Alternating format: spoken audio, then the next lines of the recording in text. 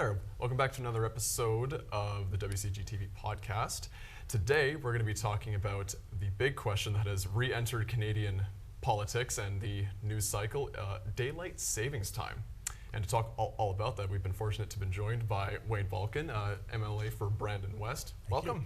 Thank you very much. Pleasure to be here. Of course. So, daylight savings time. Once again, it's entered the news cycle after the big news from BC announcing that they are going to go forward with daylight savings time and stick that way. So, my first question to you is, what was your first initial reaction to the news out of BC? I thought it was great that they were following the PC caucus's lead of our legislation that we put out this past year to have the clock changing stop. But going back to BC, I think it's a great idea. I think people are tired of seeing the clocks change twice a year. It's really, from what I've read, a lot of health issues or health concerns with it, and having gone through younger children and then now grandchildren, it really throws them for a loop for a few weeks and stuff. And I can't imagine the teachers dealing with some of the stress that comes with that as well. Yeah, for sure. And so actually, that's one question I want to ask. Like, do you think that the movement to review the time changes, do you think it should be viewed from more of a kind of public health lens? Because again, like we say, the twice yearly clock changes, they've been associated with an increase in heart attacks, strokes, traffic accidents, mental health issues. So do you think it should be viewed as a public health kind of situation in a sense? Yeah, I really do believe that public health should be paramount, and in a lot of stuff that we do, we need to do stuff for the people that we serve.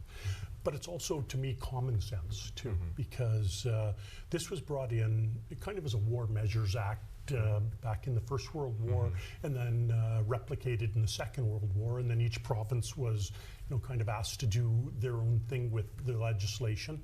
And so I think at the time people thought, what if there was another war? What if there was something else? Let's stay on this. We're past that now. We have our power grids, we have factories set up, everything else. So I don't think there's as much need for it on that way. So if we look at it through a public health lens and through a common sense lens, people just want to be able to have this go forward and not be constantly changing. I think it's important, though, that we note that BC has done it.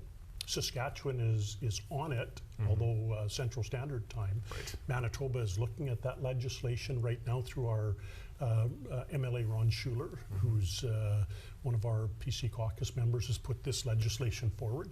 So we're really hoping that we can see that, but it would be nice if all of the provinces followed suits, and then down the way the US as well. And I know their president was talking about it, but Congress hasn't quite yet got to passing that legislation. So you have said, so the official PC stance is we want to do daylight savings time. Yes. So I think that is good, because I think one of the main arguments I see a lot for daylight savings time is when we spring the clocks forward in the spring with outdoor sports, obviously we have more daylight in the evening. Yes. So kids can be a lot more active. The commute after work is a little easier. Why specifically for you, daylight savings time over standard time? Well, for me, there's a number of things, but I enjoy the outdoors. And we were just having this conversation today. I was at the Royal Manitoba Winter Fair kickoff breakfast, so there was a whole table of us discussing this. And came out is that people like to enjoy the outdoors and the time. It extends an extra hour. And so one of the people I was talking with was a real sports advocate. So he said, people can play pickleball until 10:30 or sometimes pushing 11 o'clock, depending on how far north of Manitoba you go. You've got your baseball and football and golf and all of the rest of these sports that people can enjoy. Plus, I think it enables us to enjoy the outdoors, our backyards and camping and barbecues, and just even having a fire in the backyard is great. And the flip side is, they said, who wants to sun up at 4 o'clock or 4:30 in the morning? Your body just naturally wakes up to the sunlight. So I think it's better for all of us to have daylight savings time. That's my personal view. And I know Angus Reid just recently did a poll as well, and if I remember the numbers right, 53% were in support of daylight savings time. 33% were in support of standard time, and 14% said that they wanted to stay on the switching back and forth. But overwhelmingly, people want to get off of changing the clocks every year. So. Yeah, absolutely.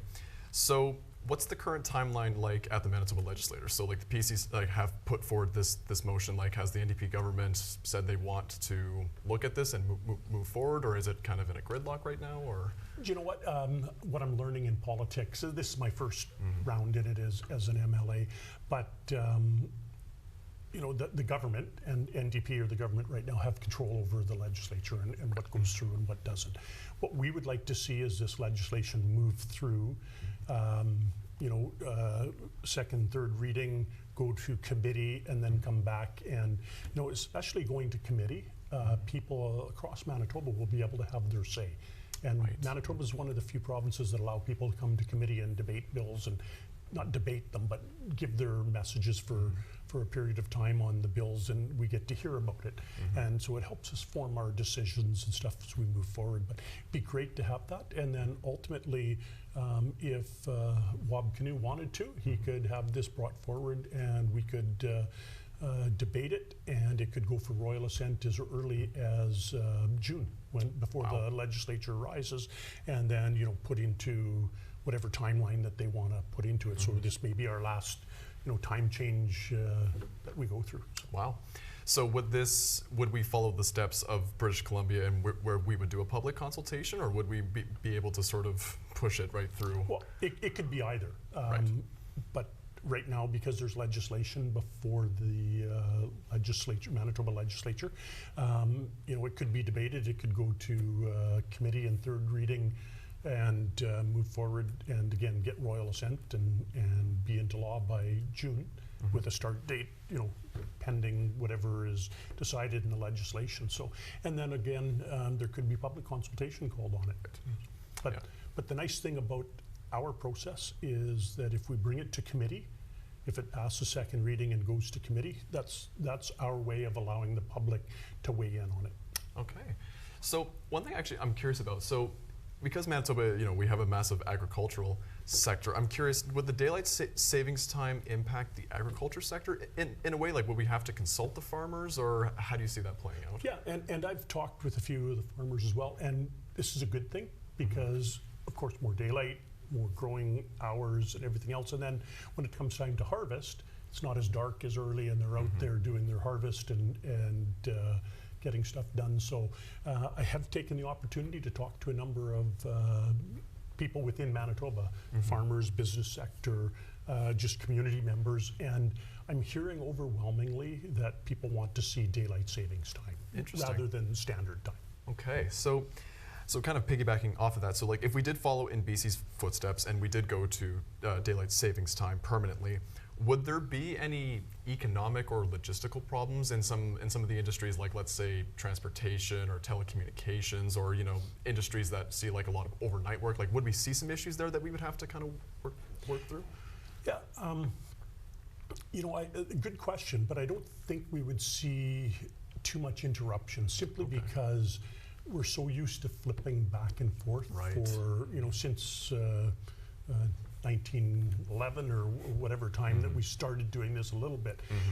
We're used to it, but I think if we went on permanent, it would be better for everybody, because they could plan and they would know exactly throughout the year, the whole cycle would be there, and we wouldn't be, okay, for 4 months we're going to flip over to Central Standard Time, and then we're going to flip back to daylight savings time, and back and forth. So, you know, I think it's important for that rhythm, for people just to know how things are going to be all the time. Right. So you mentioned that you know, the PCs had put forward this motion before, but I'm curious, has like the question of whether or not we should ditch the time changes, like has that been coming up like in the legislature like before throughout history, or has this been kind of like a recent thing in light of these new events? I think it's been discussed several times before. It's just never made it to the committee stage or anything else. I think legislation has come forward in the past, and I know MLA Schuler is our promoter of this bill right now, and he's done a lot of consultation, a lot of work. He was going to join us virtually today, but he couldn't, unfortunately, just because of other commitments. But you know, it's important that this conversation has been going on for quite a while, and it does come up, you know, cyclically while we go through different phases of government. But you know, now that BC's done it, Alberta did a referendum on it, I think in 2019, and by the slimmest of margins, like 0.4%. That's crazy. It didn't pass. So now that BC's doing it, Manitoba's talking about it, I dare say if they talked about it again in Alberta, it would pass that threshold, and we'd see the change happening there too.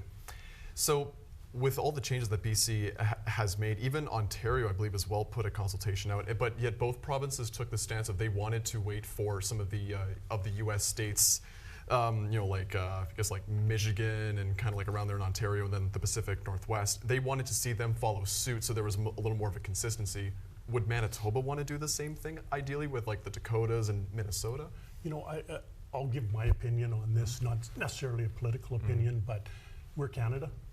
Right. We should be the leaders. We should move forward, and the states will say, "Hey, Canada did this. Let's follow suit with what Canada did." So. I like that one. Yeah, for sure. So that is all the questions I do have. I'm curious, was there anything else that you'd want to add, or anything that we didn't touch on this morning? No, you know, we did discuss this being in front of the legislature right now, and you know, I would really hope that individuals out there would maybe take the time to think about it, and you know, if they want, reach out to their MLA, their local MLA, and say, you know what, we'd like to see this, write a letter or give a phone call, even send something to the Premier's office and say, this is something that we should really consider, because I think it's important. I think it's important for Manitobans to be part of, and I think it's important for all of us to have that choice and that decision as we move forward. Absolutely. And if someone wanted to reach out to you specifically, how would they reach you? They would reach me by writing to me at my office, or they can send me an email. That's probably the best. That way I have a record of it. So if you want to, it's contact@waynebalcaen.ca.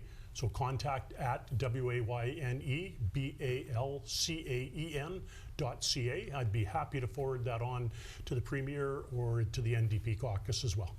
Wonderful. Well, thank you very much, Minister Balcaen, for taking the time. We appreciate your time, and we hope that we can see this hopefully go forward. Yes, I hope so too. So thank you for your time. I appreciate it. Awesome. And thank you for watching, and until next time, take care.